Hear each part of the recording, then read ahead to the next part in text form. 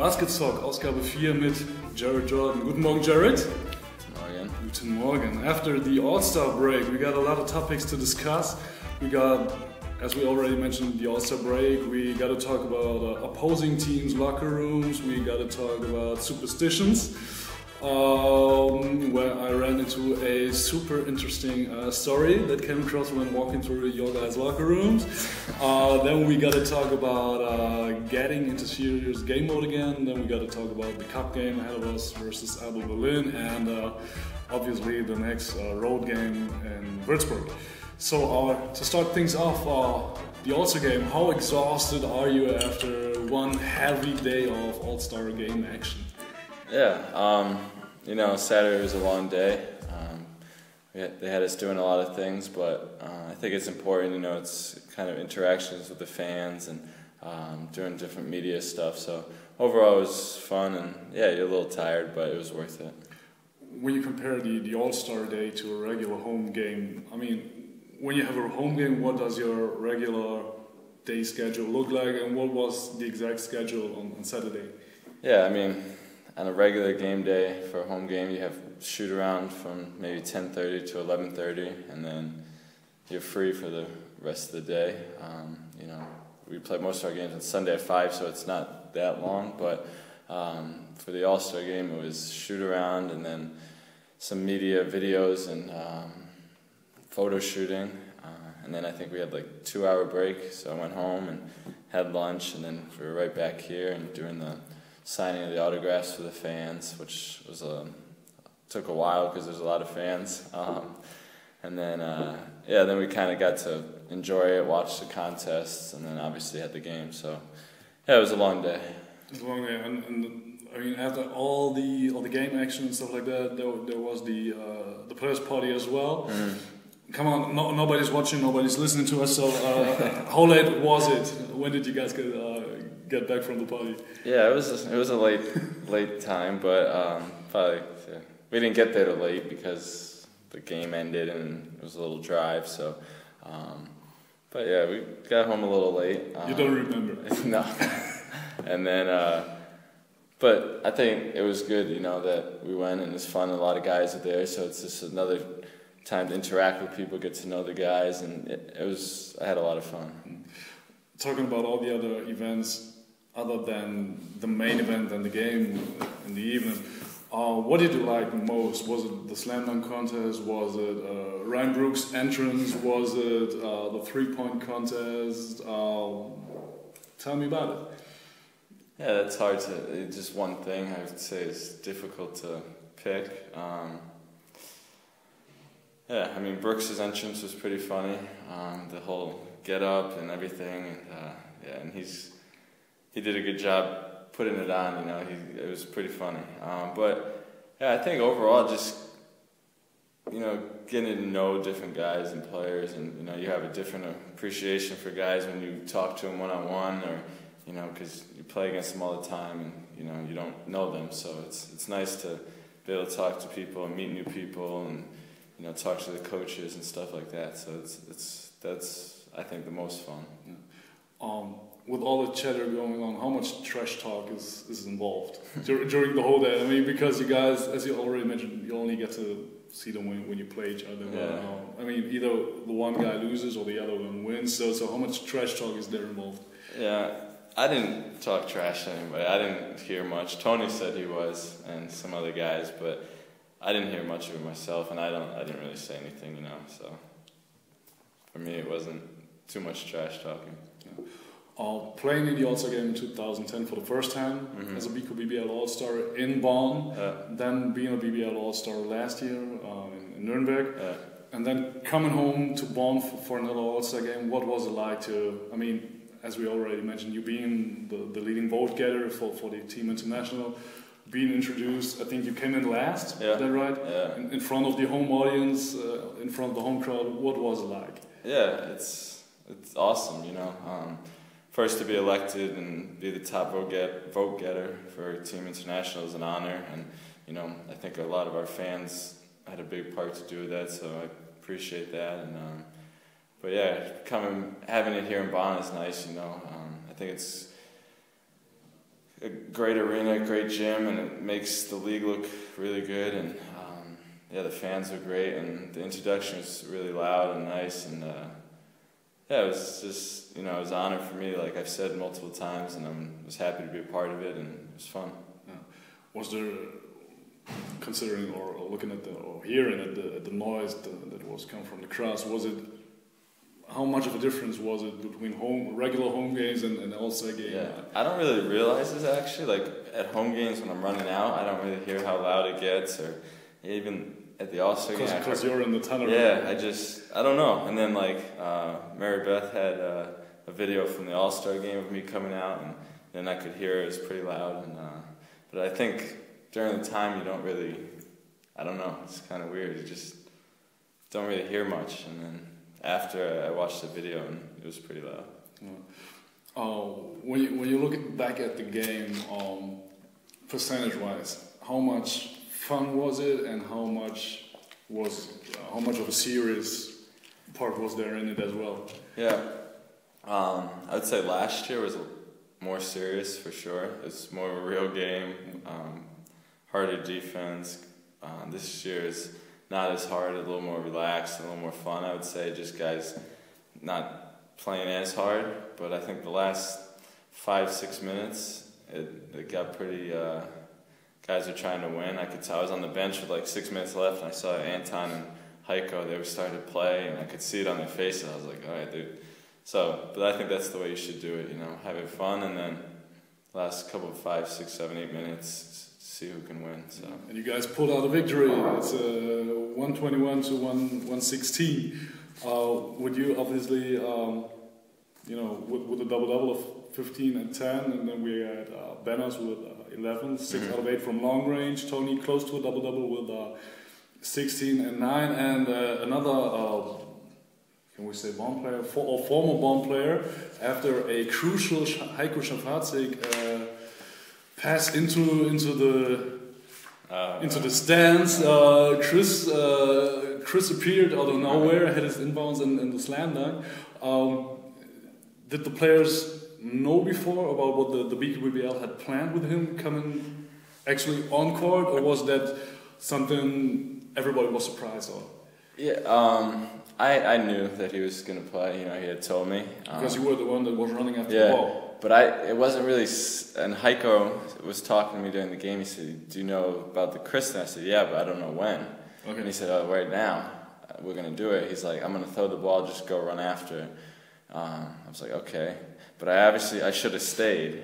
I didn't think about this. I was supposed to stay. It makes no sense for me to go and run back. So I thought about it after. I think someone told me, and I was like, oh, that makes sense. So I kind of messed that up, but I guess it was nice to see him come out, and so I was there for it. But I think our team was really surprised. I don't think any of the guys knew. I think the German guys knew. So, but yeah, it was a great thing. I think, you know, it was a great honor for him, especially having him in Bonn and everything he's done in the league. And you know, I think the fans appreciate everything he's done, even if at the time they didn't like him that much, because he was, you know, a very competitive guy, physical, and did whatever it takes to win. But you have to respect what he did, and I think everybody in Germany does. So it was nice. I think you could see that once the crowd noticed that he was coming out of the tunnel, everybody stood up and was cheering for him. It was like crazy. The fun part about it was, actually, I was walking backstage to the office, and he was warming up outside of the office, in the corridor between the gym and the office, and there were cheerleaders walking by and staff members, and everybody was like, is that Ansman in Jersey? What's he doing over there?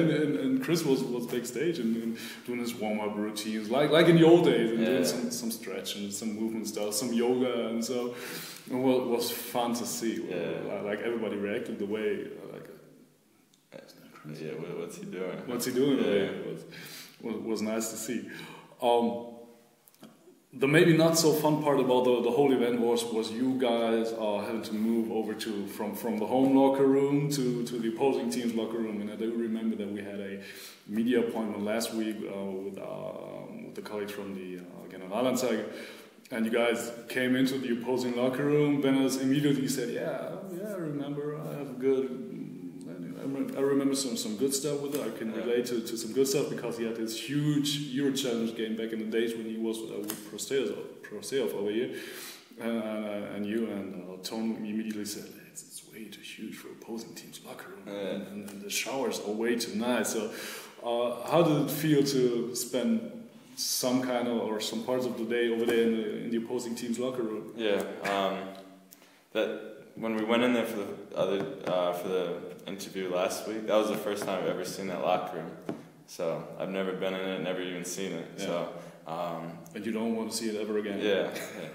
Yeah. I mean, it was different, obviously. I think we should have stayed in our locker room, having 3 guys on our team, and would have made our lives easier and not had to clean out our lockers and all this stuff. But yeah, it's a nice locker room. It's big. You know, sometimes you go to places, you have a guy right here on you, a guy right here. You're trying to fit in spots, but it's spread out there. It's nice, and yeah, the opposing teams, I think, pretty lucky that they have this big size, and it's good. And I remember I'm not sure whether it was you or Tony, but someone of you guys said that's the reason why they're playing so good over here, because it's a nice big locker room. You got warm water coming out of the showers, and there's no blood, no nothing on the floor like it is in, let's say, Bamberg, for example, or so. Maybe that's the reason. But talking about opposing teams, locker rooms. I mean, you've been in the league long enough. What is maybe the worst experience you got concerning opposing teams' locker rooms? Yeah, Germany's not bad. Yeah, we're pretty lucky here. You know, that's why you know, Germany's very good country and clean and stuff like that. Yeah. But some of the Euro Challenge, I would say. You know, we went to Belgium, and it's cold water or it's hot where you can't even stand under it. You know, there's no medium. Played in Hapoel Holon in Israel. That was probably top 3 worst. Okay. Where else did we play? Some of the Euro Challenge. You know, in Hungary. You know, we wouldn't even shower in the locker room after the game. We just go right back to the hotel and shower there. Yeah. But yeah, in Germany, we're pretty spoiled. I would say it's nice, but obviously some are worse than others, and some people have really nice locker rooms. So it's just yeah. So is there? Can you relate from the outside look of the arena? Can you say when you have a nice arena on the outside, let's say the O2 World in Berlin, or the new arena that was built in Oldenburg, is there any indication about the outside look that you can relate that to the inside look of the opposing team's locker room? Yeah, I think so. You know, obviously the new arenas, the locker rooms are nice. The O2 World, I would say, is the best locker room in the league. It's big. Everyone has their own locker. Lots of showers. It's they have the hot tub or something in the next room next to the locker room. Even in the opposing team's locker room. They have the nicest, I would say. Yeah. Talking about locker rooms, where it comes into play about players' superstitions. I know that there's numerous stories about players, I mean, putting on their left side first and then the right, or on game days always wearing the same underwear, or whatever it is. And I remember, I think it was the first home game of this year when I ran through our locker room, and I saw you with your uniform and some spray put on, and I was like, what is it? So tell me about that spray thing. Yeah, everyone makes fun of me for it, so I guess now doing this interview, more people can be added to that list to make fun of me. But I don't think that is about making fun of you, but it's you don't. I mean, you're not. How to say it? It's not that you don't think that something like this spray has ever been invented. Yeah. You know, because it started or never seen before over here. It started first the spray. We call it static, like electricity, and when it sticks to you, I hate that. It's so annoying for me. So the spray is to get rid of the static, we call it, static guard. We spray it a little bit on your jersey and it's gone. But it started in high school when they would wash our clothes for us, like for sports. And it would stick to me, always sticking. So I started in high school and all my friends were making fun of me, and then soon, maybe a little time after, they started using it. And then college, the same thing. Guys are making fun of me in the beginning, and then they started using it themselves. I think some guys have used it, once or twice. But they wouldn't tell me about it. Yeah, they won't admit to it, but yeah, they have problems. It sticks to them, and they want to use it. So, would you say, or would you admit that this might be that is worth calling a superstition? Is it something that's really part about your pre-game rituals? No, that's just for my own benefit, like just because I'm more comfortable that way when I don't have it sticking to me. But I am superstitious with things. I always do the same routine. If you watch me in warm-ups, like same thing every game. My left shoe first, like tie it. I do the same things all the time. It's like hard to even remember, and so. Well, let's say maybe you forget about your static guard. You leave it at home, heading to the arena. It's happened.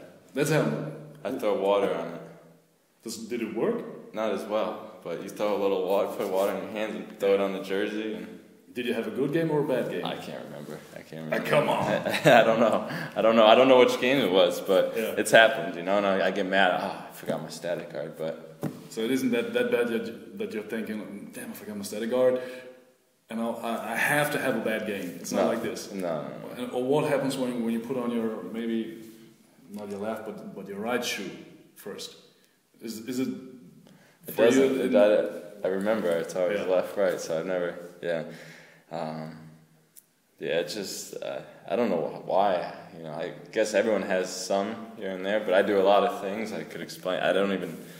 You could watch before the game. For me, it's always when I buy a new pair of shoes, I'll always get to unlace them. Yeah, unlace them new, and it's always from the inside to the outside above. Okay. And it's always that comes from the outside to the inside. It's always underneath. So you switch It's always from inside to the outside. Okay. It's like, I don't know. I really can't recall when and why I started doing it. Yeah. But it was things like that. They add up, and yeah. it's like a routine, Yeah. And what would you say is the funniest superstition you came across during your whole career? And don't name any names. Or if it isn't a teammate of yours right now, then say the name. I don't know if I noticed it.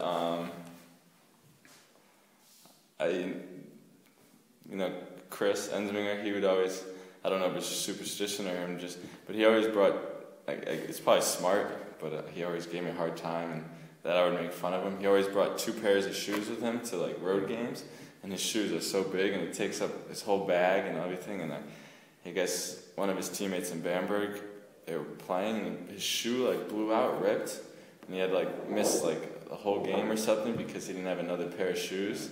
So he always brings 2 pairs of shoes, and I always give him a hard time about that. But I don't know what everyone does. It's hard to think. Yeah, but that's a smart move, actually. It's smart. I've been thinking about exactly that when I was talking to Steve the other day, and he told me for road games, because we were talking about what do you put inside your bag for road games, because it was during that stretch where we had all these Euro Cup games, and you come home, you have to think about, okay, what do I have to clean and wash before I gotta pack my bag a day later or so. And he told me, I'm always having just 1 pair of shoes. I was thinking, okay, what is he doing when it drips, or when the air cushion breaks or whatever? There's some people who pack a lot. Chris, he was the big bag and everything, and then I've been with Taylor Battle. He had nothing in his bag, but it's funny. It is like it is. Yeah. Coming to the more serious part of the whole thing. I mean, we talked about the AllStar Weekend, and now we're having in some kind of way get back to business and back into series mode? Or is there any way? You already been part of in 3 All-Star games right now. How do you get back into series mode? Is there any routine, or is there anything that helps you get back into series mode, and especially going back to series practices? Last week we practiced a little bit, but nothing, no tape or 5-on-5 really. It's more shooting and lifting, stuff like that. So this week we'll start. We just had lifting and shooting this morning, and then tonight we'll 5-on-5 and ready to get after it. And we just have to be ready and focused, and put the AllStar Weekend, the fun behind you, and now back to business in the second half of the year. And I think last week was important for us to mentally kind of take it easy for a little bit, and physically also, so we're ready for the second half push. Physically, I feel a lot better. I was a little tired, but right now I feel good, and mentally I'm ready. I think we have a good opportunity here to have a good second half of the year, and I think everyone has the same mindset and is looking forward to it. Before we're going to talk about the second half of the season, we got to talk about the cup game. Yeah. There was, and we know that we're playing in Alba Berlin this year. Not to say that we didn't already play them 3 times, and there's still the road game and the Beko BBL ahead of us. We already faced them 3 times with the 2 losses in the Euro Cup and the huge 60-59 win in league play. Alba Berlin, it's a huge task at hand. What do we have to do right to make it to the Beko BBL top 4? Like you said, we're pretty familiar with each other. We played them a lot. The draw, I think you want a home game. You wish you had a home game, but we go to Berlin. They're playing really well right now. So hopefully they can cool off for the next 2 weeks, and hopefully, we can beat them. But it's a really hard game. I think we know that. Everyone knows that. But I think it's possible. I definitely think we can beat them. And we'll see. And one of our goals is to make it to the top 4 in home, and that's what we're going to try to do. When you look back at the 3 games we had against Berlin, what would you say is key, or what are the maybe 2 key components that might make us coming up on the winning end? I remember when we had the win against them, especially Dre and Dave had a huge amount or had a huge impact on the game by going against Logan. I think he came out with like 5 points or so at the end. He's, I think, the key to their team offensively. He can get going and score and shoot, and we have to limit him as much as possible, I think. And I think we have to be ready for a physical team. Defensively, they, half-court defense, they're a good team. I think it starts with their point guard, Hammonds, and he's physical and probably, in my opinion, top 2 defenders in the league. So we have to be ready for their physicality, and I think we have to play fast against them and limit Logan. Does that make your job on the offensive end easier or even harder that you know what's coming at you with Hammonds? You already mentioned him as being one of the top defensive guards in the league. Yeah, he's a tough matchup. He's physical, he's strong, plays good defense. I just have to be ready for that, I've experienced it 3 times this year, so I know what to expect and just have to be ready for it. So for the last part of this talk, let's talk about the road game ahead of us. It's the start of the second half of the season. We played again in Würzburg. We had a hell of a tough loss against them when they came over here. What was it, 86-87 with AllStar Maxi Kleber having a season high 19 points. It's payback time, so what do we have to do better than last time we faced them, and what do we have to do to have our extremely good road record with 7-1 going? The loss to them at home was, a bad loss. They're at the bottom of the league, and but you know, they had a new coach at the time, so they had a lot of energy, and it's a tough game, and they have experienced guys. I don't think their record really shows how, you know, the guys they have, you know, they're experienced and know what they're doing and stuff like that. And we want to continue this road record. You know, we're 7-1, which is really good, but I think we need to get this game back since we lost them at home. We won there last year. We know their arena is really loud. Their fans are always supporting them, sold out. Yeah, and I think on the road we just stick together and fight, and I think that's really important. And we have experienced guys who know the league, so we should be ready. What would you say, how much of a factor is that Würzburg arena? I remember 2 years ago, the first time that Tony was on the squad. Yeah. I remember before you guys left to Würzburg, he went by the office and said, "Hey, we're going to Würzburg. What do I have to know?" And I was like, "They just moved up from Pro A. Yeah. I mean, it's Nowitzki town. They're happy as hell that they did return to the BBL, and yeah. they're celebrating every damn single bucket as if they've just won the championship." Yeah. And he was like, "That crazy?" I was like, "Yeah, be prepared. It's hell." Yeah. And I remember that year we lost that game down there. Yeah. So talk about this arena, and I mean the crowd is just like sitting on the sidelines. Yeah, they're really loud, like you said. You know, when you're playing, you hear it. They make shots. So I think you gotta limit their runs and take the crowd out of the game. But yeah, if you watch their games on TV, it's so loud. I think they have the clapping things, always banging those, and it's always like smoky in there. It looks like dark. If you watch it on TV, it's like it's not clear, you know. But yeah, it's a good atmosphere, I think, for basketball. You know, my parents are actually coming this week, so they're going to come to the game in Würzburg. So yeah, so I think it'll be cool for them to see, and it'll be loud. But yeah, we have to be ready and block them out and win the game. Yeah. Very last question, was there any talk between our guys, you, Banners, Tony, and Maxi Kleber already about the game? I mean, you guys matched up this week in the AllStar game. Was there? No, I didn't talk to him about it. I don't know if those guys did, but I didn't say anything about it. Yeah, I think it's kind of the weekend to just forget about the regular season for a time, maybe, and worry about the AllStar game and have fun. But yeah, he had a really good game against us. He's a really good player, I think. You know, after the game, I was really impressed with him. But you know, we have to limit him, and yeah, he had a big game against us. So hopefully, he doesn't do that again. And then we'll see what happens. I mean, you only can really talk about it when it's said and done. So yeah. We'll see what it looks like. So you guys leave for Würzburg on Friday, right? Friday. And then have the game going on Saturday. And the next home game is versus the top 4 team Ulm on February 2nd. But that's way too far from now. So Jared, thanks for stopping by, and cool. Thanks for the talks. Thank you.